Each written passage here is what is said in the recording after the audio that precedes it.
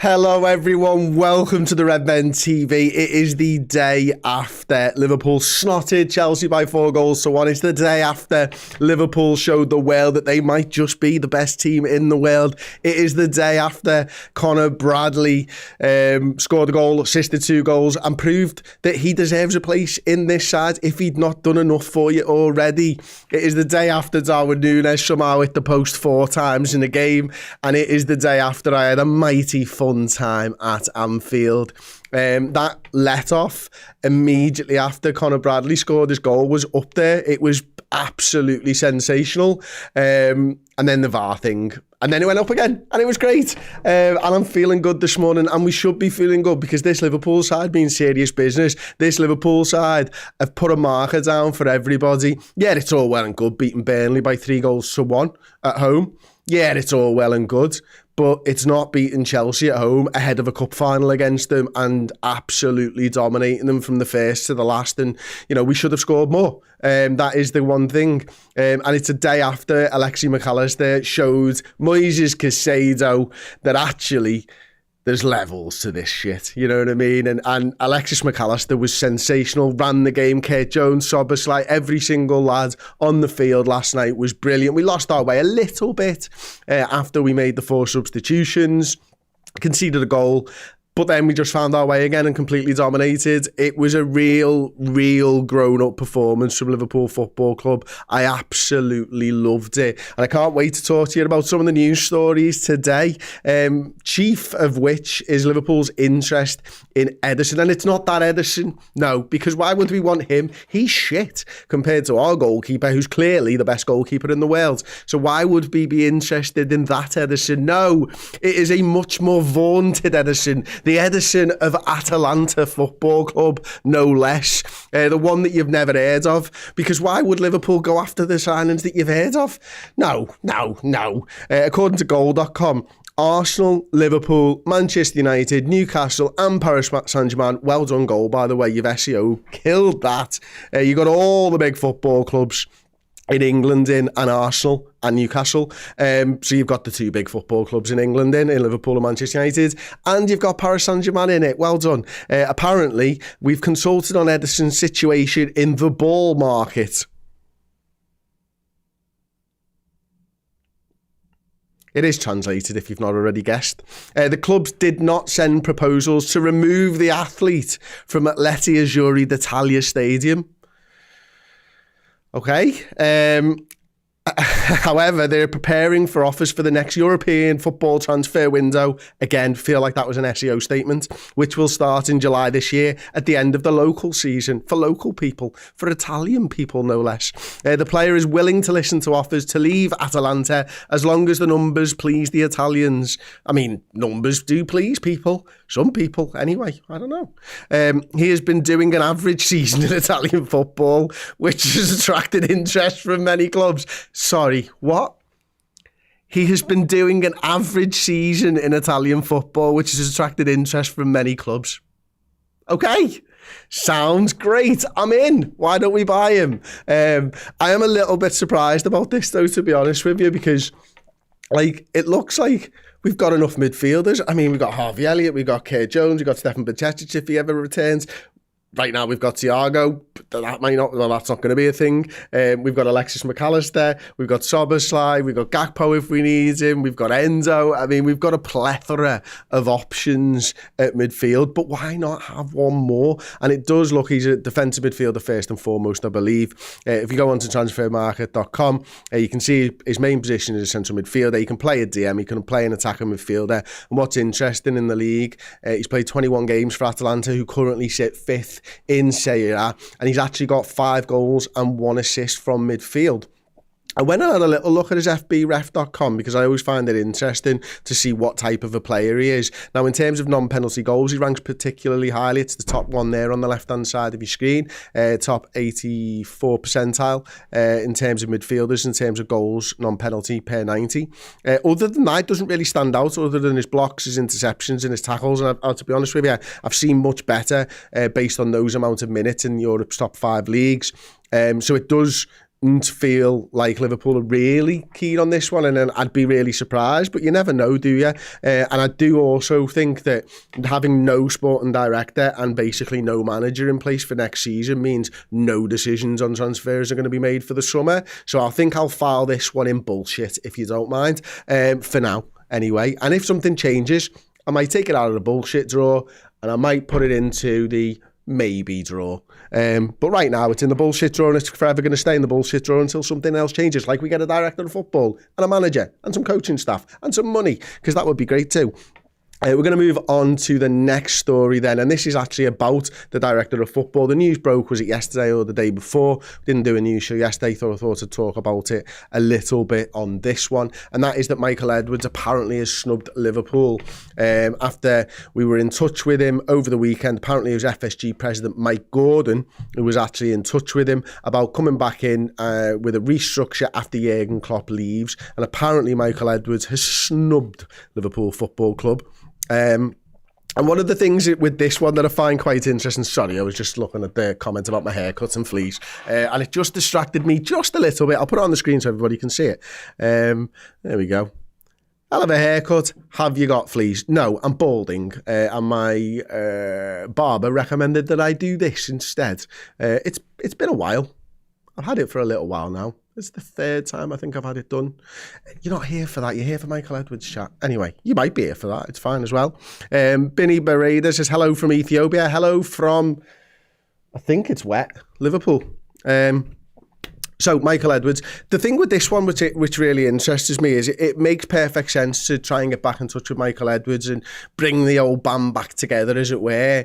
And yet, in some ways, Michael Edwards' decision to snub, if he has actually snubbed Liverpool, makes perfect sense as well. We know he's moved on. We know he's set up a business to provide data analytics to football clubs and how they use data analytics, and as a consultancy firm, essentially.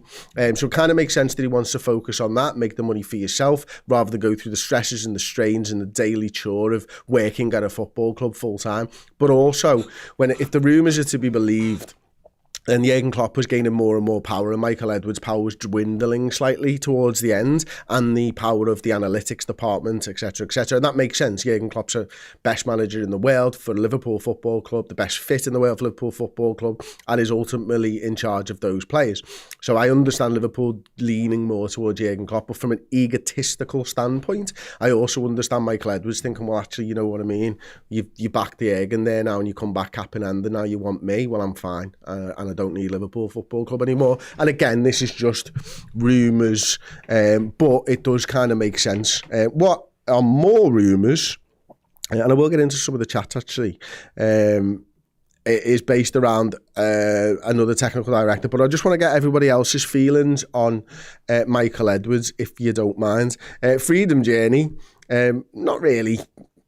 Apropos of nothing, essentially. Would you take Ralph Rangnick instead? Hard pass. No thanks, Freedom Journey. I would very much not take Ralph Rangnick, and I would very much not take him as a manager. Seems he was a director of football. Only stupid football clubs do that. Manchester United, hi, how are you? How did that work out for you? Not great? Okay, great. Well, you hired a manager this time. He's still shit. Fantastic. Are we 16 points ahead of Manchester United? I don't know. Are they 8 points behind Tottenham? I mean, let's have a little look. Because I think we're 8 points behind, ahead of Tottenham, aren't we? Yeah, we're 8 points ahead of Tottenham. Look at that bad boy. Liverpool, it's not hard to find Liverpool Football Club on the league table, actually, because we're sitting pretty at the top. 51 points. And then there's a 1, 2, 3, 4, 5 point gap to Manchester City. That's decent. Then there's another 2 points. So, yeah, we're at 8 points behind Tottenham. And then, oh, no. They're well further back than that. I've given them their game. Yeah, they are now 9 points behind Tottenham. Wow. So they're 17 points behind us. My word, they're poo, aren't they? I give them the game in hand, and that will take them to 8 points behind Tottenham and just 8 points behind us. So yeah, Manchester United, pretty poo, to be honest with you, which is great. Absolutely fantastic.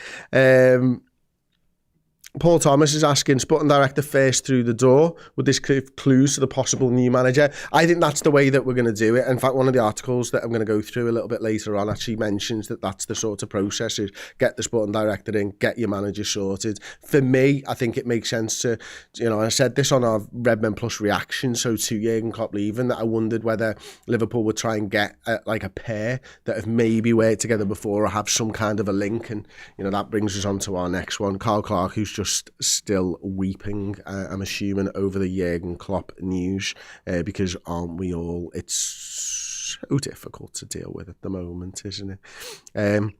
But the footy helps. I mean, being absolutely brilliant is really helping. Johnny Come Lately says Pep Blinders and the staff should stay. I don't know about that, I mean, listen, I love what they've done at this football club, but would it work? That's the big question with a different number one, a different leader, and the entire dynamic would change. Sometimes it's best just to rip the plaster off. And it's going to be difficult because what they've done and what this Liverpool side is becoming is absolutely superb. It really, really is. So yeah, I'd love if you could guarantee it works, I'd happily keep them, but Alonso's got his own coaching staff, if it is to be Alonso, or the Zerbi's got his own coaching staff, and they've got their ways of working that gets the best out of the players that they've got, and you'd want to trust that your methods would work in different football clubs, so I kind of understand it. And I think also with the Pep Blinders stuff, I think it's clear that he wants to become a manager, and I think it's clear that Liverpool didn't think he was the right man for the job right now, or at the end of the season, and that's why he's going to go and spread his wings somewhere else, and maybe he comes back in the future, who knows, or maybe the next guy lasts 10 years and wins loads of trophies, and we forget all about Pep Blinders, and maybe Pep Blinders doesn't really work out anyway. So yeah, it's interesting. Gerson Gossip says Ralph Rangnick would be a good sporting director. Maybe, but not for me. And Just Marty says, not surprised. We tried, but not surprised. He said no. Talking about Michael Edwards as well. Yeah, completely agree with that one. And Callum 027 says, would love Blinders to take over if it's not Alonso. I just don't think having that one managerial appointment and it not working out at a level where you really think it should do is probably enough for Liverpool to say he's maybe not ready. It's not necessary. These two things aren't necessarily true. You can be a good coach, a great coach, but you don't necessarily translate that to be a great manager. We'll find out in the fullness of time whether Blinders becomes a great manager, but right now it clearly looks to me like Liverpool don't want him as the manager. And I thought that when, Jurgen and Billy Hogan did the press conference the other day is, Billy Hogan spoke about Blinders and the coaching staff and stuff, and then Jurgen spoke about it and was like, look, I'm going to back him. I think he's going to be brilliant and all that type of stuff. And, I don't know whether I'm reading too much into this, but I kind of thought, he kind of knows, and he's putting Blinders out there for jobs and saying, I'll back him up and I'll help him wherever I can and stuff like that to help Pep. Yeah, my maths was terrible there, so apologies, everybody. Okay, we move on to the next story, and that is one that broke yesterday. I think Tim Stiden, West Ham's technical director, I'm at thisanfield.com right now. They report Tim Stiden is said to be among the leading candidates to take the soon-to-be vacated sporting director position at Liverpool FC. This is Anfield understands that Stiden held discussions with Liverpool last year before he moved to West Ham, and Schmadtke joined the Reds. It is thought that the scope of the job at that time, including the need to effectively work under Klopp rather than at the head of any sporting structure, did not appeal. Now, Liverpool have plenty of recruitment work to do following the announcement that Klopp and his backroom staff will be leaving at the end of the season. Current sporting director Schmadtke will depart before then, having taken over on a temporary basis last May and leaving the club this week following the end of the January transfer window. It leaves a number of positions to be filled, but replacing Schmadtke and appointing a sporting director is said to be the first step along the road to recruiting the new manager. Florian Plettenberg, which I've got the tweet up here actually. Oh, I did have the tweet up there. And I now do again, thank you. Yes, Tim Stiden is one of the candidates to become the new sporting director at Liverpool. Stiden apparently is happy at West Ham as their technical director. He finalised the deals of Alvarez, Ward-Prowse, Kudus, Phillips and more. No direct contact with Liverpool at this stage. The Kudus one's interesting though, because I believe that he wasn't particularly sure whether he'd be able to play in the same side as Paqueta, and Stiden apparently convinced him that that would be the case, and those two are flourishing together for West Ham this season. Mark Noble, obviously ex-Hammer, has been speaking out about Tim Stein and his influence on West Ham's squad, and he was speaking in glowing terms of him. Now, this would be a really interesting one, of course, for me, because, you know, I think we all know what his sort of role was in the past. So I think, yeah, it could be a really interesting one. In fact, I'm going to get into the comments because I kind of lost my way there a little bit. Oh, you're all talking about Zidane. There you go. This is what we all know. Ade Ketchley over on Facebook. Interesting. Says Tim Stein, sporting director at West Ham, was the man that brought Xabi in when sporting director at Leverkusen, signed for Impong and made some big signings at West Ham. And it's that link to Xabi Alonso which probably interests a lot of people, isn't it? Now, he obviously didn't work with him closely, but was in the building when they decided to hire Xabi Alonso and bring him into the football club. So there is a sort of tenuous sort of link there. Obviously that he decided that Xabi would be a good fit for Leverkusen. Leverkusen, top of the Bundesliga at the moment, flying, still one of the only sides, I think I'm right in saying, in Europe's top 5 leagues to have not lost a game so far this season. I mean, if they can topple Bayern Munich, that's an incredible job, and you know, it's something that Jürgen did in his past with Dortmund before moving to Liverpool Football Club. So there's a bit of a barometer there for us, isn't there? So yeah, I think that's quite an interesting one. AJ Yeezy says, I want Nagelsmann. Now, I think I'm right in saying he's the German manager at the moment, isn't he? But again, it wouldn't surprise me if he was on the long list of managers. I think, you know, Nagelsmann will probably be on there. The Italian manager Spalletti, who won the league title with Napoli, will be on that long list. I think the Zerbi, Thomas Frank, Unai Emery would be on my list as well. Obviously, you've got the likes of Xabi Alonso. People will continue to talk about Carlo Ancelotti because of the trophies that he's won. Zizou's going to be mentioned because of the 3 European Cups on the bounce that he won.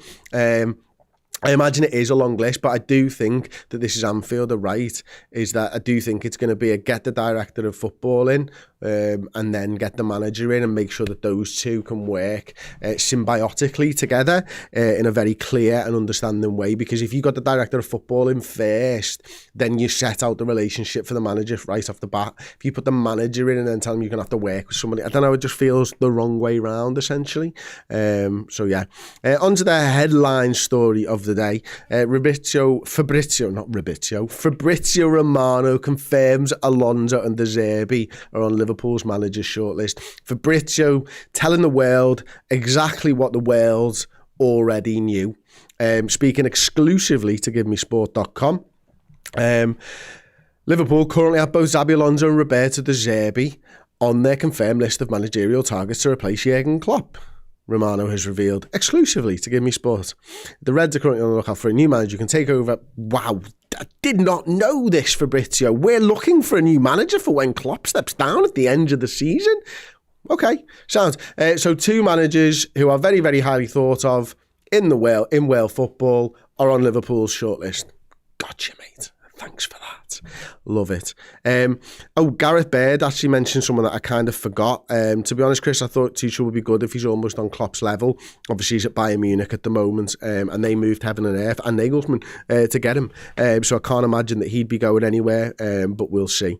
Stephen says Fabrizio hasn't got a clue. Well, I think this time he had a clue and he just wrote it. But I agree with you generally speaking. Don't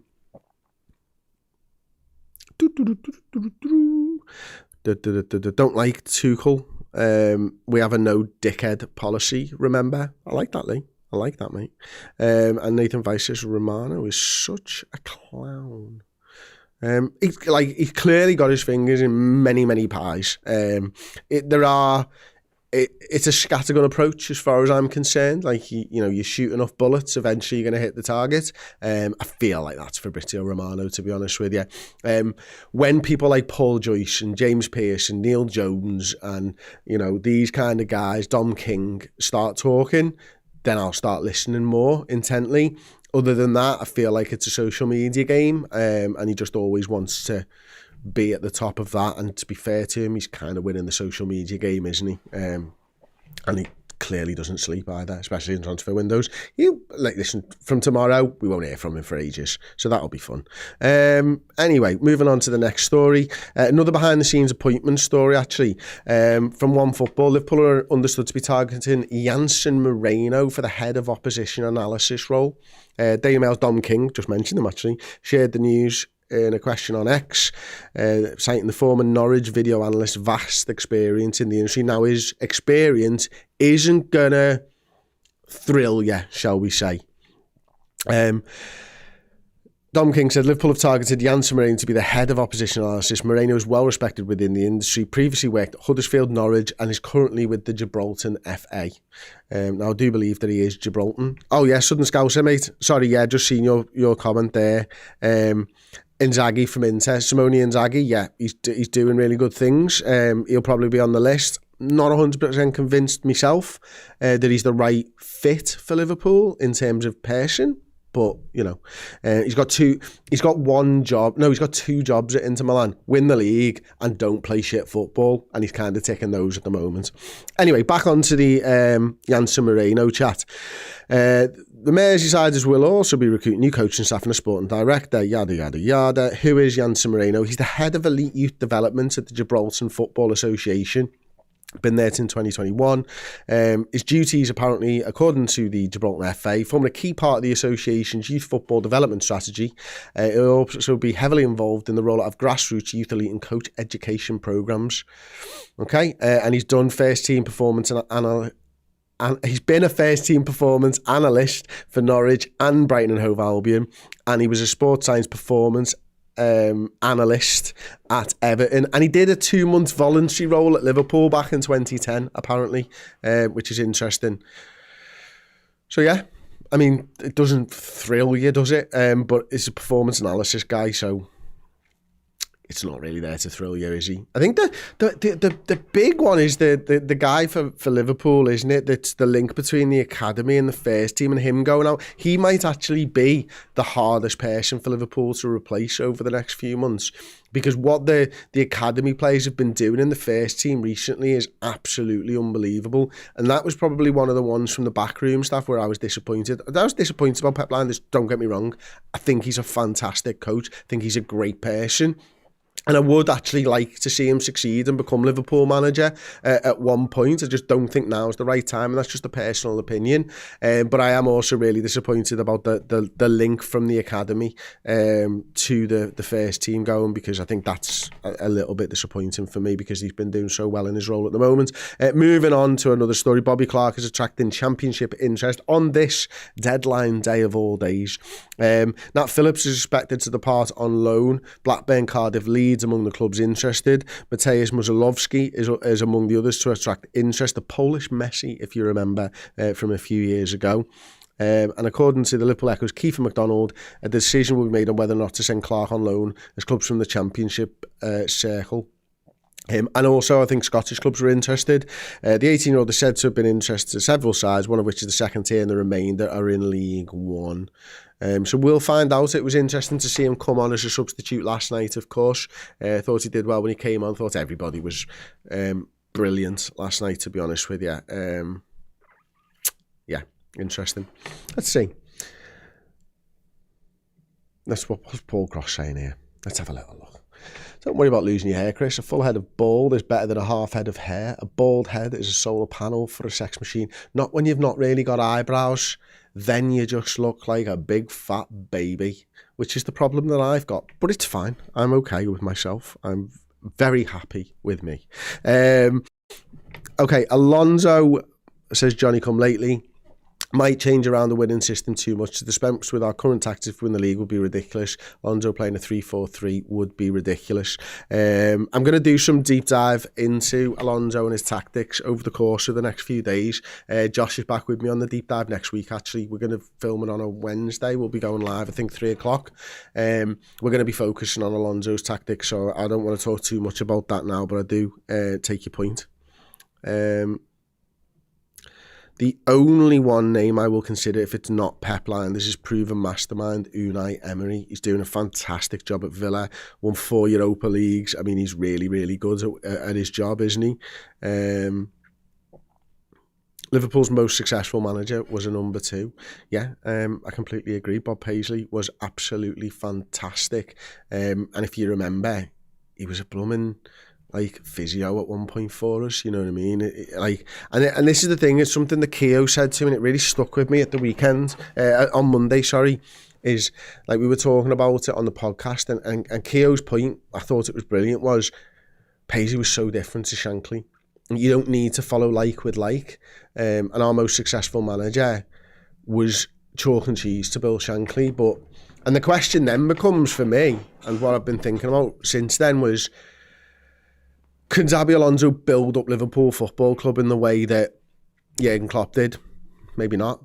But can he continue to keep the plate spinning and improve? Maybe. Could Paisley build the club up in the way that Shankly did? Maybe not.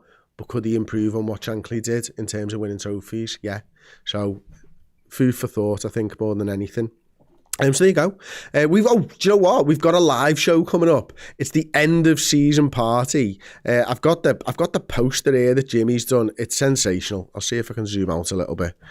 So you can actually see it all in its entirety. So yeah, Saturday the 18th of May, 6 p.m. till 11 p.m. Redmen TV, end of season party, a Jurgen Klopp celebration. It'll be the biggest party in town until the inevitable homecoming. But until then, get your tickets, skiddle.com. You can go to the Redmen TV, the link's there. Get your tickets at Skiddle. Come down, we'll have live music, the normal Redmen TV shenanigans. It promises to be an absolute belter. Please go over there, support us. And if you're not in the country but you're in Ireland or Northern Ireland, go over to ticketmaster.ie, search the Redmen TV, get your tickets for Belfast or Dublin shows. And if you're in London, we've got a show coming up as well, so get on to axs.com, search the Redmen TV and get tickets for our London show. That has been Daily News. I've been Chris Pajak, you've been fantastic, and I'll see you next time. Ta-ra.